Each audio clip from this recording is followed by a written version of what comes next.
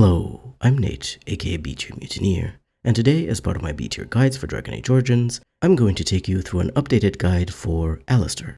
I'm making this new guide because the Alistair build was the first ever build I posted on my channel, so it wasn't yet structured in the way I made my later guides. At the time of posting this, I'm getting close to 1 year of posting videos on the channel, so I'm also remaking my oldest builds as a celebration of sorts. This is going to be somewhat similar to the original since it is a weapon and shield tank build, but there is extra information I'm adding and I am changing certain recommendations because in the meantime, since starting this channel, I've researched the game a lot more and my understanding of the game has grown, so I like to make my builds a little more interesting now. Before we get into it, I want to mention a few mods I highly recommend you use. Dane's Fixes is the most important one because it resolves a lot of bugs that have to do with combat, abilities, and other mechanics in the game. Especially some weapon and shield talents in Alistair's case are bugged to some extent, and then there are also unimplemented properties on items which are properly implemented by Dane's Fixes. If you're using it, then I also recommend more detailed tooltips because it will show you the damage numbers and other details for all the abilities. The other mod I recommend is the Respecification mod, because you may sometimes want to respecialize your warden or your companions, either because you want to try out a new build or because you made a mistake and don't want to have to restart the game to fix it. I've discussed Dane's Fixes in my Essential Mods for DAO video, but you'll find links to these mods in the description. With that out of the way, let's get into Alistair's build. Keep in mind that this is going to be a weapon and shield tank build that focuses more on defenses and thus will not do a huge amount of damage. If you're interested in making Alistair a damager tank hybrid, then I recommend you follow my Berserker Reaver build. But know that you can use this full tank build on another weapon and shield character, not just Alistair of course. But we will talk about Alistair's starting stats and gear to begin with. When you recruit him, Alistair starts out with 3 ranks in combat training, which is great since you only need to put 1 more point in this skill in order to max it out, and have tier 4 weapon talents available. You also get combat bonuses from the 2nd and 3rd ranks, plus 0.5 combat stamina regen, and plus 2 attack. Alistair also starts out with the Templar specialization unlocked, which is pretty decent and obviously fits with his background. However, this does mean that you are limited to only choosing Alistair's 2nd specialization at level 14, and until then you only have access to the regular warrior, weapon, and Templar abilities. One particular negative of having Templar as the 1st specialization is that the 3rd and 4th abilities require level 12 and level 15 respectively, and they're not necessarily amazing either. But don't worry, I'm crafting this build to work with Alistair's existing specialization. I will just give you some alternatives in case you want to respecialize him. Alistair's starting abilities are fairly good, though he is missing a tanking ability when you recruit him. From the Templar tree, he has the Righteous Strike passive unlocked, which causes his melee hits against an enemy spellcaster to drain mana from the spellcaster equal to a quarter of the damage dealt, and restore the same amount of stamina to Alistair. A useful ability early on when dealing with spellcasters is more difficult, but if you have disabling abilities that stun, paralyze, or petrify an enemy, those will be much more useful than just draining some of the spellcaster's mana. From the warrior tree, he has the powerful passive unlocked, which grants plus 25 health and a reduction of 10% fatigue when wearing armor of any kind. From the weapon and shield tree, he has Shield Bash, a great activated talent that has a chance to knock the target down unless it passes a physical resistance check versus the warrior's strength, perfect for quickly interrupting an enemy casting a spell or who's in the process of using a dangerous ability that can disable your character for a while. Shield Pummel does a regular attack with 2 shield hits, with the possibility to stun the target unless it passes a physical resistance check versus the warrior's strength. I recommend using this similarly to Shield Bash to either interrupt an enemy's ability by stunning them, or else to disable them so they're easier to kill.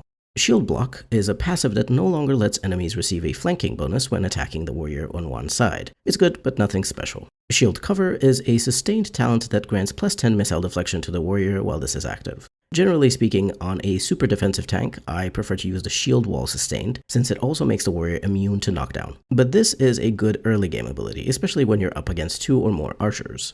Alistair's starting gear is extremely basic, so there's not much to say about it. His Warden's Longsword and Templar Shield are just basic items with no bonuses. Replace them ASAP with things that actually have bonus properties. Alistair's armor is a tier 2 splint mail set, which has a set bonus of plus 1 armor, which is frankly garbage. In Ostagar, you can replace it with a chainmail set that Jory has, or else purchase the heavy chainmail set from the Ostagar Quartermaster's other goods, if you can afford it. Finally, he has an accessory in the ring slot, the Runic Worry Token, which grants plus 1 willpower and plus 10 mental resistance. Mental resistance doesn't really protect you from most enemy abilities since a lot of effects check physical resistance. The plus 1 willpower is essentially just plus 5 stamina, which also isn't great. So once you have a good second ring, I highly recommend replacing this one. It's unfortunate since it's Alistair's unique item, but it's just bad. Optionally, you may also have the tweak from Dane's Fixes, which lets Alistair start the game with a Warden's Oath amulet of his own, which grants +2 Constitution. It's not a game-breaking advantage at all, and I think it's very nice to have it simply to be lore-friendly, so I highly recommend using that tweak. It's not an amazing bonus since it's essentially just +10 health, so you will have to replace it eventually. On easier or normal difficulties, you may be able to get away with keeping it equipped if you really want to. In terms of attributes, the main ones to invest in are strength and dexterity, though I do also recommend putting a few points here and there in other attributes. You will need a total of 42 strength to be able to equip the highest tier massive armors, or 38 strength for the highest tier heavy armors. The weapon and shield talents require a total of 26 dexterity to unlock the shield mastery passive, but that will be later on in the game, so I recommend focusing more on strength in the early game so you can equip better weapons and armors. Other than these main attributes, I recommend putting a few points into magic, until a score of 13 to 15, in order to increase the effectiveness of health poultices. I've personally found that there's a visible increase in the healing effectiveness of the cheapest health poultice if you increase magic to the score, so I think it's worth it. Alistair may also need some extra stamina and health. Usually, you want to get such bonuses from gear, either directly or through bonuses to willpower and constitution. However, you may benefit from putting a few points into willpower in particular, up to a score of around 20, in order to ensure Alistair has a decent stamina pool to use his talents more consistently. You may need to put a few points into cunning, up to a score of 16, in order to unlock and max out the survival and or combat tactics skills. My recommendation here is to put the required points in cunning only when you level up and have a skill point to put into survival, but you're under the cunning requirement. During the other level ups, there's no point investing in cunning since it doesn't help your tank. Other than the 42 or 38 strength and these few points into the other attributes, all your other points should go into dexterity. Dexterity increases your character's defense score, and as a defensive weapon and shield tank, you want to get that defense as high as you can since it will help you avoid physical enemy attacks entirely. And do keep in mind that defense also affects the calculation for you avoiding missiles, so it helps even for ranged attacks. Moving on to skills. I recommend you max out combat training, since Alistair already has 3 out of 4 points into it. It will give you a bonus of +1 armor and +4 attack, as well as unlock tier 4 weapon talents. Other than combat training, there isn't really much else that a tank is interested in. I recommend survival due to the fact that it gives the character bonuses to nature resistance, as well as a tiny bit of physical resistance for the final tier. It's not amazing, and if you don't want to invest the extra points into cunning to max it out, you don't have to. But I am including it here since it does improve a defensive stat. Finally, I recommend putting a few points into combat tactics, especially if you don't enjoy micromanaging your party members and just want them to be able to fight well on their own by setting up their tactics. This skill gives you 1 extra tactic slot to set up their behavior, but do keep in mind that this one also requires cunning. Similarly to survival, if you want to max it out, it requires 16 cunning, but in my opinion, you just need the first 2 or 3 ranks. You don't need that many tactic slots to set up a tank's behavior. If you don't want to invest heavily into either of these 2 skills and have a skill point left over, then you can unlock poison making. Just the first rank so that Alistair can use poisons.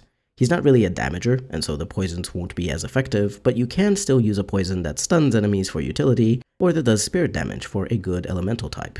I don't make poisons a major part of my builds, however, because they only last for 60 seconds once applied, and I find it fairly annoying to keep reapplying them in combat. Spending the money to craft poisons when you don't want to use any exploits in the game is also not that fun, since you could just purchase better equipment for your party that gives you a permanent bonus instead. But if you want to, know that you do have the option to unlock poison making, so Alistair can imbue his weapon with poison for a bit of extra oomph. I'll discuss which poisons are useful at the end of the recommended gear category. In terms of abilities, this tank version of Alistair is interested in the tanking abilities in the warrior tree, threaten and taunt, plus most of the talents in the weapon and shield tree. I'll discuss the specialization abilities separately. From the warrior tree, unlock threaten ASAP when Alistair first levels up. Other than that, get taunt, which requires unlocking precise striking, and bravery is also a good passive to get later on. Threaten is a sustain that doubles the threat generated by the warrior's damage, increasing enemy hostility towards the warrior with each melee attack, and thus drawing enemies away from other allies. This is a useful tank talent, although it's important to note that Taunt is better at immediately drawing away enemies from allies. I do recommend keeping Threaten sustained at all times, however, even if you are using Taunt later on. Precise Striking is a sustained talent that grants the warrior a bonus of +10 attack and a variable amount of melee crit chance based on the character's level, while giving them a penalty of -10% to their attack speed. Alistair doesn't care about his crit chance since he's not a damager. However, this sustained may be useful in the early game in case you notice that Alistair is missing his attacks a lot, due to the juicy bonus of +10 to attack. That's the only case I recommend using Precise Striking for, though. Taunt is an activated talent that generates a large amount of threat in a 10-meter sphere around the warrior. This is an essential talent for tank warriors, in my opinion even more so than Threaten, since with it you can immediately increase enemy hostility towards your tank. Bravery is a passive that grants +3 mental and physical resistance, +1 damage, and also increases the warrior's crit chance by 3.5% for each enemy above 2 engaged with the warrior in melee. I believe there's an issue with the crit chance increase, and I'm not sure that it's fixed by Dane's fixes, but I recommend unlocking this passive simply for the damage and resistance bonuses. From the weapon and shield tree, I recommend getting most of the talents other than Assault. Assault is more of a damaging talent, which doesn't have any utility for a tank, so that's why you don't need it. From the first row, I recommend picking up Overpower later after you've unlocked your tank abilities and the shield wall sustained. Overpower bashes a target with the warrior's shield 3 times. All hits are automatic critical strikes if they manage to connect, which means you can shatter a frozen or petrified target with this. If the last strike connects, the target is knocked down unless it passes a physical resistance check against the warrior's strength. This talent is useful for the knockdown and the possibility to shatter.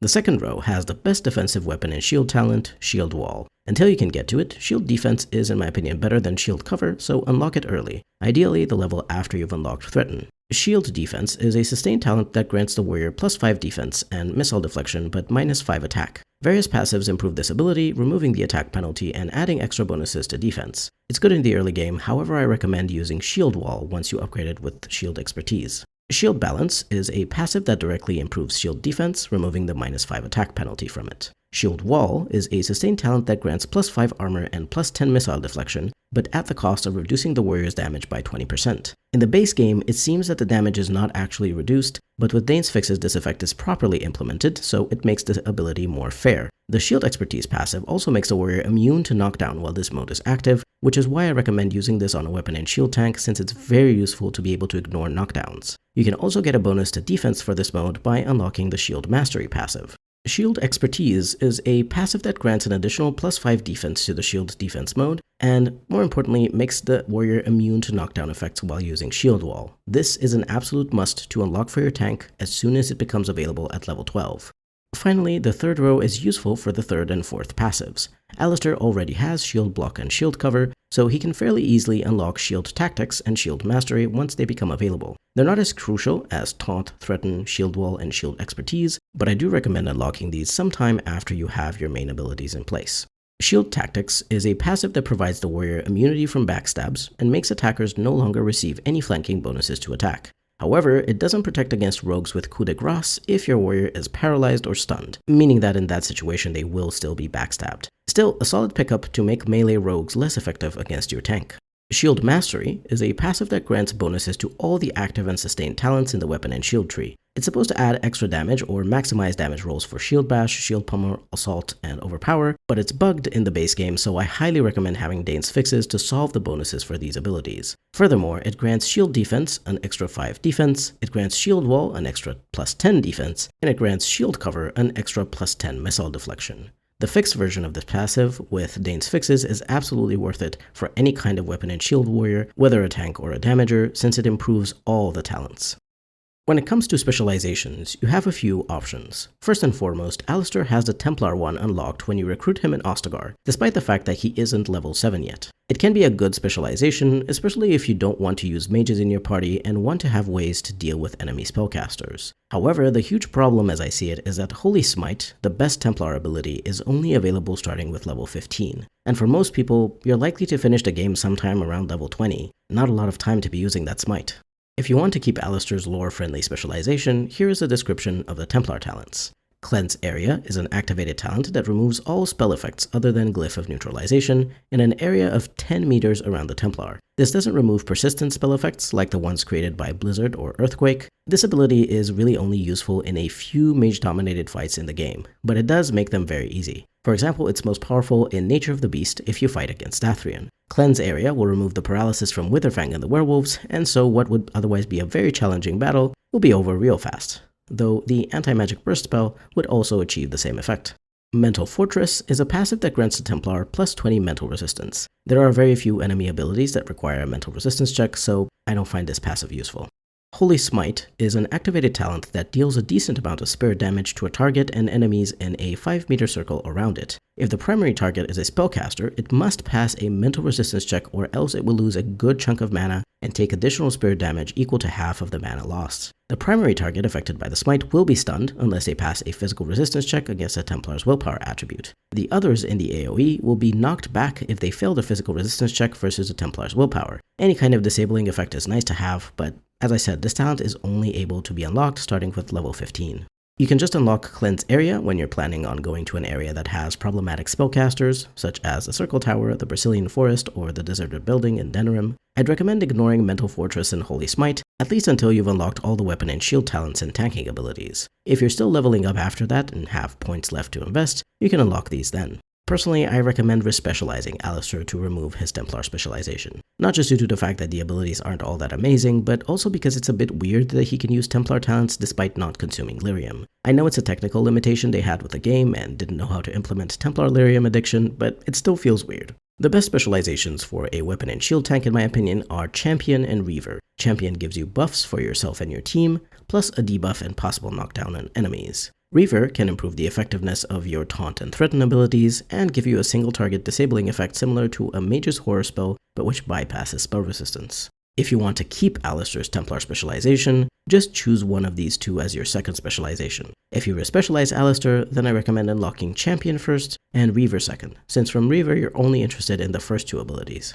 Here is a description of the Champion talents. Warcry is an activated talent that gives nearby enemies a penalty of -10 attack for 20 seconds. With the Superiority passive, you also have a chance to knock them down unless they pass a physical resistance check versus the warrior's strength. The debuff to enemy attack is great, since their attacks will be less likely to connect, but Warcry gets even better due to the knockdown chance once you have Superiority. Rally is a sustained talent that grants nearby allies +10 defense while this is active. With the Motivate passive, your allies also get a +10 attack bonus. Do keep in mind, however, that the warrior gets a penalty of -2 stamina regeneration while this is active, so be careful to have gear that offsets this penalty in order to be able to keep it sustained without issues. It can be unlocked at level 12. Motivate is a passive that upgrades the rally talents to also grant a +10 attack bonus. It can be unlocked at level 14. Superiority is a passive that upgrades the Warcry talent to have a chance to knock down enemies. It can be unlocked at level 16. Here is a description of the first two Reaver talents, since those are the most useful ones from the tree. The other two are more suitable for damagers, and the last one in particular is kind of weird and not as useful as it sounds, so just ignore the last two. Devour heals the warrior for a decent amount based on the number of enemy corpses around them within 5 meters. This ability's healing somewhat scales with spell power, so those few extra points I recommended you put into magic will also increase Devour's healing by a little bit too, not just your health poultices. This is a similar ability to the Mage's Death magic spell, but it's instant rather than sustained, which makes it much better in my opinion. You can just choose to activate this whenever you have at least 2 or more corpses around you for a decent heal, and then immediately get on with the fight.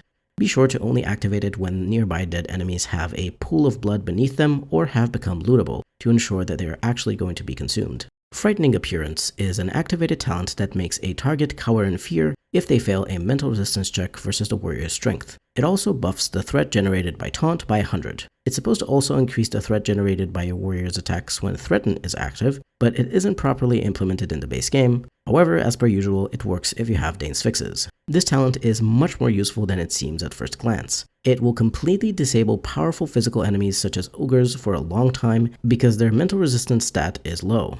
Even if your warrior doesn't have very high strength, you'll still likely be able to disable many enemies. It functions essentially as the horror spell, but it doesn't have to deal with spell resistance. Anyway, as I said, you have options here. The Templar is fine, even if not amazing, and you can pair it with either of these specializations. I would go for a Templar plus Champion combination myself, since the Champion has all of the abilities useful, whereas you only want to use the first two from Reaver. On the other hand, Frightening Appearance from the Reaver is super powerful both passively and when activated, so you may prefer it over the Champion's Warcry and Rally. And finally, you have my preferred option, which is to respecialize Alistair and combine Champion and Reaver. Whatever option you go for, you'll be fine. Moving on to recommended gear. For your weapon, you could go for a full weapon, such as a longsword or a mace, classic choices with damage that scales with strength. However, due to the fact that you will put a significant amount of your attribute points into dexterity, you could also use a dagger as your weapon, since the damage of daggers scales with 50% strength and 50% dexterity. It looks a little bit silly to have a warrior wearing huge armor and a big shield and attacking enemies with a small dagger, but I can absolutely see Alistair doing that because it's fun. In the early game, there are 2 good options for swords to replace Alistair's crappy Warden's longsword. Sir Garland's sword, a tier 2 longsword with +2 attack and +10 physical resistance. You can obtain it by lying to the Elven Messenger in Ostagar. The physical resistance bonus will help Alistair be more likely to resist physical effects, especially in the early game pre-shield wall. Oathkeeper is also a decent early game sword. It's tier 3, grants plus 1.5 armor penetration and plus 10% to healing effects received, and it also has 1 rune slot. You can obtain it in Lothering by completing all of the Chanter's Board quests. The healing effects bonus is bugged in the vanilla game, but Dane's Fixes properly implements it. For later on, I recommend using one of these 2 swords. Asturian's Might is a variable tier sword, either tier 3 or tier 6 depending on your character's level, which grants plus 2 damage, plus 1 armor penetration, weakens nearby darkspawn, and has 1 or 2 rune slots. You can obtain it during the Warden's Keep DLC as part of the Ancient History side quest, which requires you to find all the codex entries in the area to find a hidden chest. The darkspawn weakening property isn't implemented in the base game, but Dane's Fixes makes it debuff nearby darkspawn's attack and defense scores. Starfang is a special tier sword that grants plus 3 dexterity, plus 3 damage, and plus 2.5 armor penetration, and has 3 rune slots. You can have this sword crafted at Soldier's Peak if you bring a meteor metal ore to the blacksmith Mikhail Dryden. In my opinion, this is the best longsword for a weapon and shield tank due to its bonuses to dexterity and the 3 rune slots. Keep in mind, you can only craft one version of this weapon, either the one-handed or two-handed one, so it's up to you which one you want more. There are 2 decent choices for maces in the early game. The Engraved Mace is a tier 4 mace that grants plus 1 dexterity, plus 1 damage, and plus 5 mental resistance, and has 1 rune slot. It can be looted from Sir Landry in Denerim if you agree to duel him and duel him one-on-one or attack him with your full party. A nice weapon you can get easily by traveling to Denerim. Liberator's Mace is slightly better, a tier 5 mace that grants plus 1 dexterity, plus 3% melee crit chance, and which has 2 rune slots. This one is purchasable from the Quartermaster in the Circle Tower for 1 gold and 29 silver. It's fairly cheap, so you can get it as an upgrade to the Engraved Mace. Vanguard is the late base game mace I recommend. It's tier 6 and grants plus 3 strength, plus 3 constitution, plus 1 combat stamina regen, and has 2 rune slots. You can loot this from Branka if you side against her during a Paragon of her kind. However, there is one mace that is superior to all, the Reaper's Cudgel. It's tier 7, grants plus 4 strength, plus 1 armor, plus 4 damage, and has a 10% chance to knock the target back, and has 3 rune slots. Unfortunately, this is a DLC related item and requires you to defeat the Harvester boss enemy on hard or nightmare difficulty in the Golems of Amgarok DLC. That DLC is difficult to complete even on normal difficulty, so if you can't do it, don't worry, just use Vanguard or another high tier weapon. If you are able to defeat the Harvester on hard, then you'll have this mace from the beginning of the game in your inventory, so you'll be able to give it to Alistair as soon as he has a required 32 strength to equip it. Now let's talk daggers. If you're fine with the silliness of a heavily armored warrior using a small dagger, I do think they're appropriate for a dexterity-based weapon and shield tank like Alistair. Here are the best 3 daggers for him. Duncan's dagger is variable in tier depending on your character's level, tier 5 to tier 7, and can be looted as part of the Return to Ostagar DLC. It grants plus 4 dexterity, plus 10% critical damage, plus 10 damage versus dragons, and it has 2 to 3 rune slots. It's the least powerful dagger on this list, but it's good against dragons, and the dex bonus is great. Plus, it used to belong to Duncan, so I'm sure Alistair would love to honor Duncan's legacy. The Edge is a tier 6 dagger that grants plus 5 damage, plus 3% crit chance, plus 4 attack, and has 2 rune slots. The huge bonus to damage means that the damage of this dagger is basically the same as most high tier longswords. It has a much higher base armor penetration due to being a dagger, and its damage also scales with both dexterity and strength of course, making this an amazing weapon. Plus, it's a free DLC item that you should have in your inventory from the beginning of the game. If you don't have it, you can get it from the Dragon Age Keep under the careers section. Finally, the Rose's Thorn is a tier 7 dagger that grants plus 3 dexterity, plus 1 combat health regen, plus 3 damage, plus 5% melee crit chance, plus 30% critical damage, and has 3 rune slots. You can purchase it from Garen in the Orzammar Commons for 148 gold, 52 silver, and 50 copper. Personally, I would much rather use this dagger on a rogue if I'm forking out so much gold, so I recommend using the Edge or Duncan's dagger on Alistair, but it's an amazing dagger, so I had to mention it. Moving on to shields. The best early game shield you can easily obtain is Eamon's Shield, a tier 3 kite shield which grants plus 6 defense and plus 25 stamina. You can loot it from the locked vault in Redcliffe Castle on the upper floor. Champion's Shield is a good Targe shield despite Targes not having as good base stats as kite or heavy shields. It's tier 6 and grants plus 12 defense. It can be stolen from Vartog Gavorn in Orzammar, so as long as you can get past the mercenaries in the Frostback Mountain Pass and have someone skilled at stealing, you can go to Orzammar just to obtain this shield for Alistair, which is very useful due to its huge bonus to defense. Later on in the game, you'll have higher defense naturally from increasing Alistair's dexterity, so at that point I recommend switching to a heavy shield if you have one. Finally, there are 2 heavy shields which you can obtain around the same time during the Landsmeet portion of the main quest in Denerim.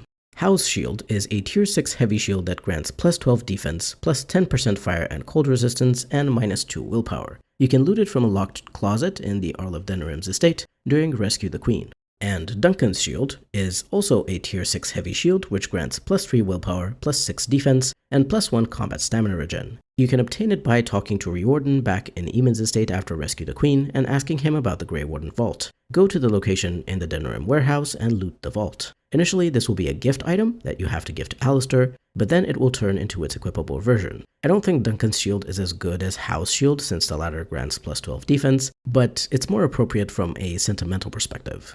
In terms of armor, I will give you 2 good armor sets for a tank, and then a few separate armor pieces that are notable. Kaelin's armor set is in my opinion the best massive set in the game due to having a great base armor score, as well as dodge chance and extra armor. Its tier varies depending on your character's level when you obtain it, and it grants plus 4 armor, plus 10 mental resistance, plus 15% critical damage, plus 15 physical resistance, and plus 20% dodge chance. The set bonuses are minus 25% fatigue and plus 5 combat health regen. The boots, Kaelin's Greaves, are the best part of the set by far, granting a huge boost of plus 20% dodge chance. You can obtain this set as part of the Return to Ostergard DLC. There's another armor set that I think is great for tanks, which I don't see mentioned a lot.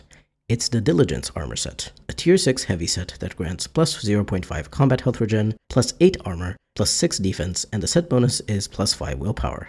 Since it's not massive armor, it has a lower base armor score, but it has a huge armor bonus as part of the set, so it ends up being comparable to a massive set while also imposing much less fatigue. And this set doesn't have a helmet, so you are free to choose a good helmet. The set pieces are scattered throughout Thedas. The chest piece is found on a knight's corpse in the ruined temple as part of the Urn of Sacred Ashes quest. The gloves are in a locked chest in the Orzammar Shaperate, and the boots are sold by Owen in Redcliffe Village if you saved his daughter Velena in the castle. Even if you want to use Kaelin's armor set, you may want to get that one later on since it will be higher tier if you're at a higher level when you obtain it, so in the meantime you could easily pick up the Armor of Diligence pieces and use the set until then. There are also a few special pieces which are great to use on their own, even if you don't want to wear a full armor set. In terms of chest pieces, if you keep Alistair as a Templar, you have access to Templar restricted gear in the form of the massive chest pieces, Templar armor, and Knight Commander's plate. These are amazing to use in specific situations when you're fighting powerful enemy spellcasters. The Templar armor is tier 3 and grants plus 3 willpower, plus 20% spell resistance, and plus 5 mental resistance. You can obtain it by killing the Templar who is being charmed by a Desire Demon in the Circle Tower. The Knight Commander's plate is tier 6 and grants plus 5 willpower, plus 40% spell resistance, and plus 10 mental resistance. You can purchase it from Farron in the Frostback Mountain Pass for 27 gold and 42 silver. An amazing heavy chest piece is Yvonne the Great's Mail, which grants plus 1 combat health and stamina regen, plus 6 armor, plus 10% dodge chance, and plus 10 missile deflection. You can purchase it from Heran in Wade's Emporium in Denerim for 107 gold and 64 silver, but it's only available after you've completed 3 main quests. This chest piece can also be used to substitute the chest piece in Wade's Superior Heavy Dragon Scale set, but frankly, I don't think that armor set is that good. You're way better off just using Yvonne's chest piece in combination with other good items. In terms of helmets, if you aren't using Kaelin's set, then I recommend one of these 2. Helm of Honleith is a tier 2 heavy helmet that grants plus 2 to all attributes and plus 3 armor, and can be looted as part of the Stone Prisoner DLC in Honleith Village. It's the best helmet in the game due to its huge bonus to armor and all attributes. However, that also means that pretty much everyone wants to use it, so you'll have to choose whether you want to equip it on Alistair or give it to someone else. However, there's also a very solid second option, Helm of the Deep. It's a tier 3 heavy helmet that grants plus 2 constitution and plus 10 mental and physical resistance. It's a free DLC item, so you should have it available in your inventory from the beginning of the game or unlock it from the Dragon Age Keep. In terms of good gloves, there's only one pair I can recommend, which are the Gloves of Diligence. They're tier 6 heavy gloves and grant a huge plus 4 bonus to armor. Even if you aren't using the Diligence set, they're the best due to increasing your armor by such a large amount. For good boots, if you aren't using a set, Caitlin's Greaves are still the best due to the 20% dodge chance bonus, but you can get boots that are half as good if you want to use Caitlin's set on someone else. The Lion's Paw are tier 3 light boots which grant +1 armor, plus 10% dodge chance, and plus 10 missile deflection. They're a free DLC item that should be available in your inventory from the beginning of the game, or unlockable through the Dragon Age Keep. If you don't care so much about the dodge chance or otherwise have a rogue you want to use the Lion's Paw on, then there's another good pair of boots. Kadash Stompers are tier 6 medium boots that grant +2 dexterity, +2 armor, +2 ranged and melee crit chance, and increased hostility. The increased hostility per hit is great for a tank, and the dex and armor bonuses are also very good. The crit chance doesn't matter. You can obtain these as part of Shell's personal quest in Kadash Taig. I will also mention the Boots of Diligence as a final option. They're tier 6 heavy boots that grant +6 defense and +2 armor. Just like the gloves, they have some really good bonuses that make them very solid on their own. Finally, let's talk about accessories. There's unfortunately a lot of crappy accessories in the game, so you'll find that there are a few accessories which are preferred by multiple builds simply because their bonuses are powerful. Don't worry though, I'll give you a few different options for each item slot. In terms of belts, the best one is the Cinch of Skillful Maneuvering. It grants +1 to all attributes, plus 10% spell resistance, and plus 10% dodge chance. It's a DLC item that you can unlock by getting an achievement in the Witch Hunt DLC for discovering all the lore in Kadash Taig. In general, I recommend this belt for melee characters for the dodge chance and spell res, since it's more likely for them to get attacked by enemies. Particularly great on a tank. The second best belt is a very expensive one, Andruel's Blessing. It grants +2 to all attributes, plus 20% nature resistance, +2 combat mana or stamina regen, and plus 10 physical resistance. It can be purchased from the Quartermaster in the Circle Tower for 106 gold and 2 silver. I personally don't use it in most of my playthroughs, but it's a great option if you can afford it. If you can't get these or want to have something else earlier on, here are some decent belts that have smaller bonuses. Buckle of the Winds grants +3 defense and can be randomly looted in containers in the Circle Tower during the Mage Quest or the Mage Origin. Dalish Hunter's Belt grants +0.75 combat stamina regen and can be purchased from Bodan in the party camp for 2 gold, 41 silver, and 50 copper. Useful if you are getting another smaller bonus to stamina regen and want to get up to the +2 bonus you need to be able to keep the champion's rally ability active indefinitely. Finally, Embry's Many Pockets is a DLC belt that you should have for free in your inventory or unlock it in the Dragon Age Keep. It grants +5% to all elemental resistances. Not amazing, but better than most accessories out there. Moving on to amulets. The best in slot is the Spell Ward. It grants +5 willpower, plus 8 exploration health regen, plus 30% spell resistance, plus 10% dodge chance, and plus 6 missile deflection. It can be purchased from Bodan in the party camp for 87 gold, 67 silver, and 50 copper. I prefer to equip this amulet on a tank, whether that is a regular warrior or an arcane warrior. Even so, if you have 2 tanks in your active party, you'll have to choose only one. And no, I do not subscribe to the dumb exploit of purchasing this twice from Bodan, because that wasn't intended, and it just cheapens the experience of playing the game if you can get multiple copies of something that is meant to be a unique item. The Blood Gorged Amulet is a decent option, granting +12 Constitution, but giving a penalty of -3 Strength and Willpower. You can loot it during Shell's personal quest in Kadash Taig. I personally think that if you can't afford the Spell Ward, or you're using it on someone else, this is a great option because +12 Constitution means a whopping +60 health, which is a chunky amount for a tank. As I mentioned in the attributes section, it's way better to get bonuses to health or constitution and stamina or willpower through gear, instead of spending a lot of points into them when you level up, because you'll get far more useful bonuses if you invest in things like strength or dexterity. You could also use one of 2 other decent amulets. Mark of Vigilance is a DLC amulet that grants +6 defense, +2% spell resistance, and +5 mental resistance. You should have it for free, or get it through the Dragon Age Keep just like all the other free DLC items. The other amulet is Magister's Shield, which grants +6 defense, +12 missile deflection, +4% spell resistance, and -10% nature resistance. It can be looted in the deserted building in Denrim as part of the side quest called The Last Request.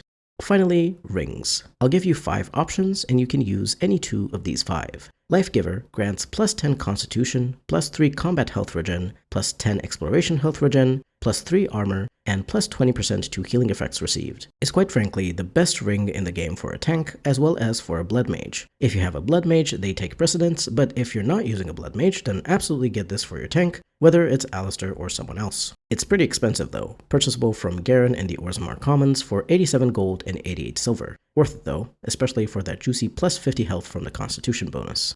Band of Fire is a free DLC ring that grants +3 Constitution, +25% fire resistance, and +10% spirit resistance. Key to the City is one of those items that everyone would be happy with. It grants +2 to all attributes, +4% spell resistance, and +10% to healing effects received. You can obtain it by doing the secret quest The Key to the City in Orzammar by collecting a bunch of codex entries around Orzammar. Harvest Festival Ring grants +2 strength and dexterity, and +4 attack. It can be looted as part of the Stone Prisoner DLC in Honleith Village.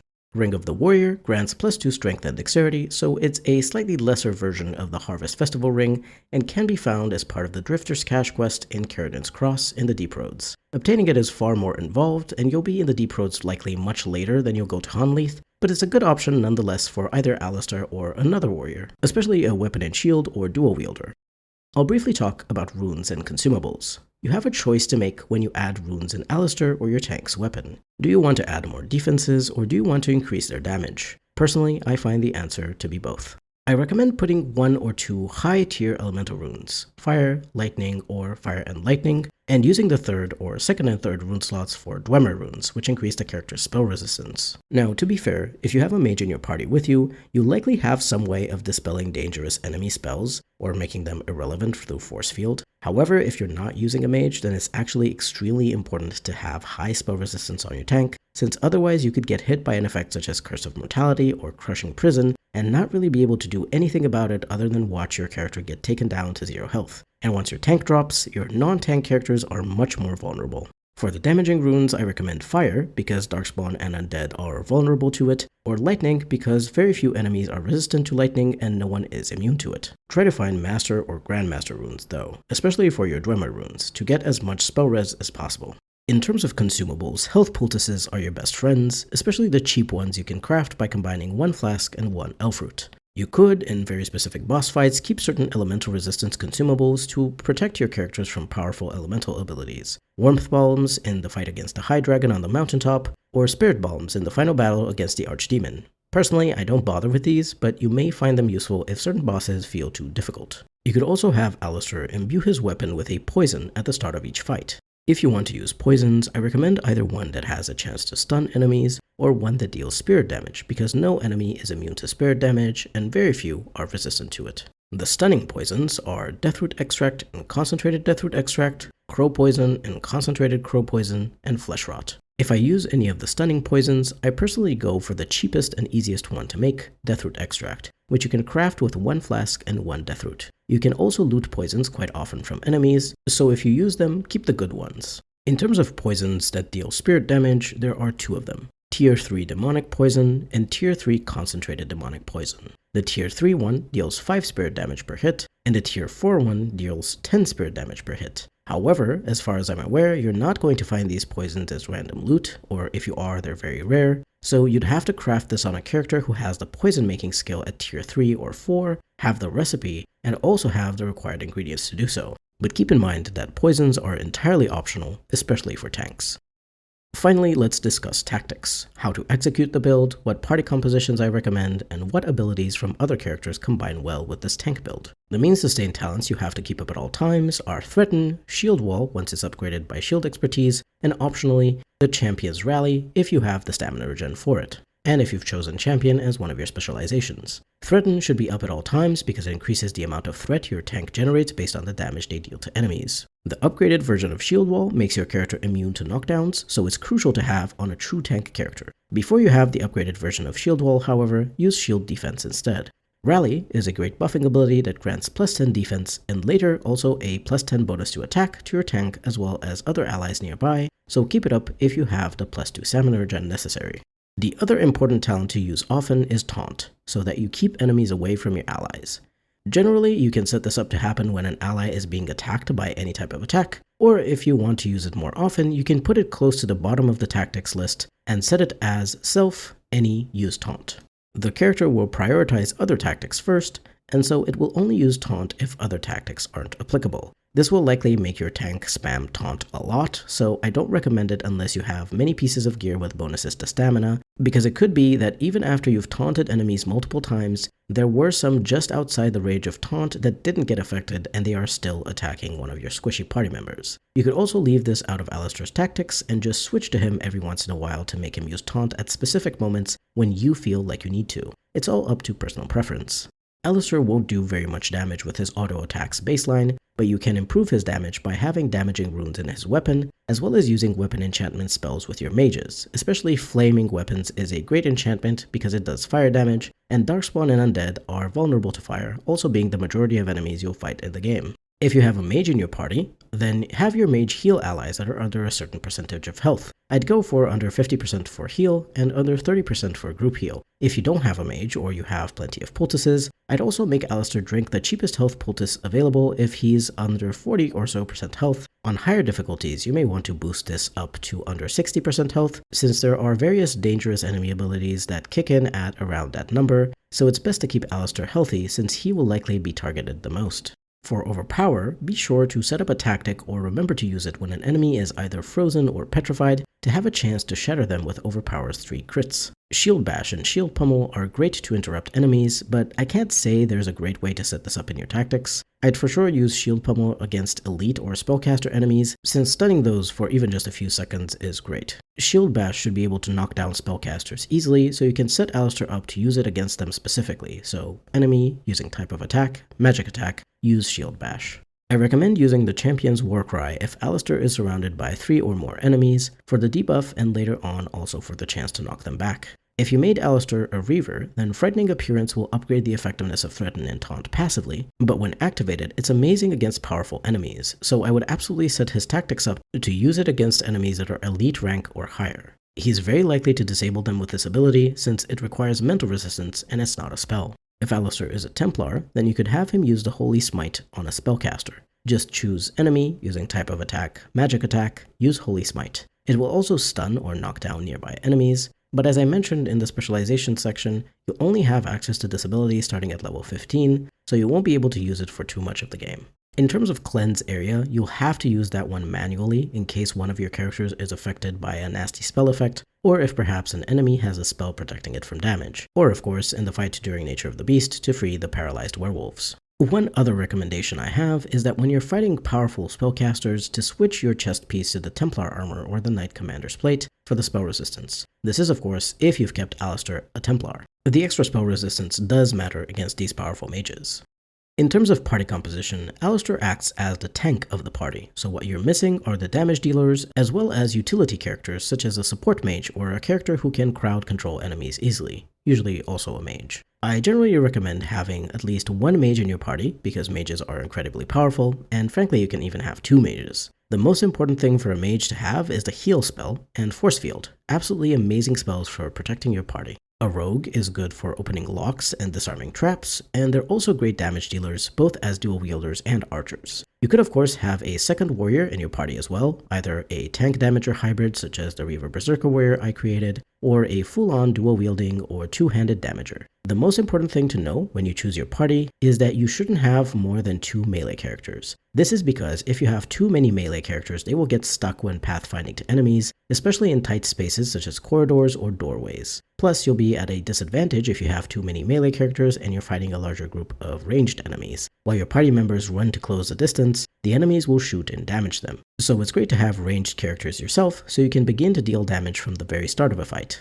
In conclusion, this weapon and shield tank build for Alistair is meant to be as protected as possible from damage by having high armor, defense, and decently high health, as well as dodge chance and spell resistance. The tank should manage to quite easily keep enemies away from attacking squishier party members by using taunt and threaten, but you also have access to disabling abilities through Shield Bash, Shield Pummel, Overpower, and either the Reaver's Frightening Appearance, the Champion's upgraded Warcry, or the Templar's Holy Smite. The weapon and shield tank isn't the most exciting build, but it is necessary to have a tank in your party, and Alistair works great in this role based on his starting abilities as well as his personality. If you're looking forward to more videos about Dragon Age and other games I like, do remember to subscribe and leave a like and comment while you're at it too. They really help. A special thank you to my members who help keep this channel running. I'd really appreciate it if you'd consider joining the channel as a member to support me and unlock perks like early access to videos. This has been B Tier Mutineer. Thank you very much for watching, and I'll see you next time.